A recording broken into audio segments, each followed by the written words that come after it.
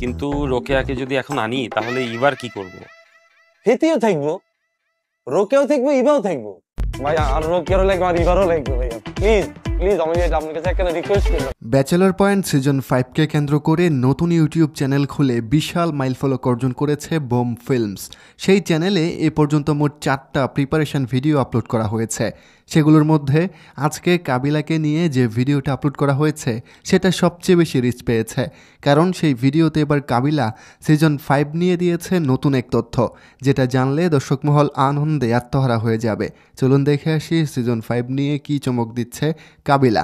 ততক্ষণে চ্যানেলটা সাবস্ক্রাইব করে ফেলুন। আর এবার তো এখানে বাজেটও বেশি, পেমেন্ট এখানে নাইলে আপনার বেশি যাবে, সমস্যা কি? দেন না ভাইয়া প্লিজ। দুইজন ভাইয়া দুটো লাগবে ভাইয়া প্লিজ, দেন না ভাই।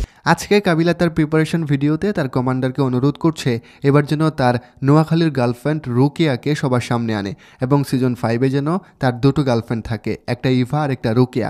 পরিচালক না চাইলেও কাবিলা বলছে তার গার্লফ্রেন্ড লাগবেই। সে খুব মিনতি করছে যেন তার দুটো গার্লফ্রেন্ড সবার সামনেই থাকে। কাবিলার এমন অনুরোধ দেখে পরিচালক অমি শেষমেশ তেমন কিছুই বলেনি, শুধু চুপ করে শুনছিলেন কাবিলার অনুরোধ। যদি এবার সিজন 5-এ কাবিলার দুটো গার্লফ্রেন্ড থাকে তবে সিজন 5 জমে যাবে, কারণ একসাথে রুকিয়া এবং ইভাকে দর্শক সামনে দেখলে একদম চমকে যাবে।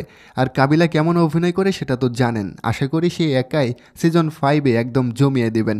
প্রিয় দর্শক, কি মনে হয় সিজন 5-এ এবার কি রুকিয়া এবং ইভা দুজনেই থাকছেন?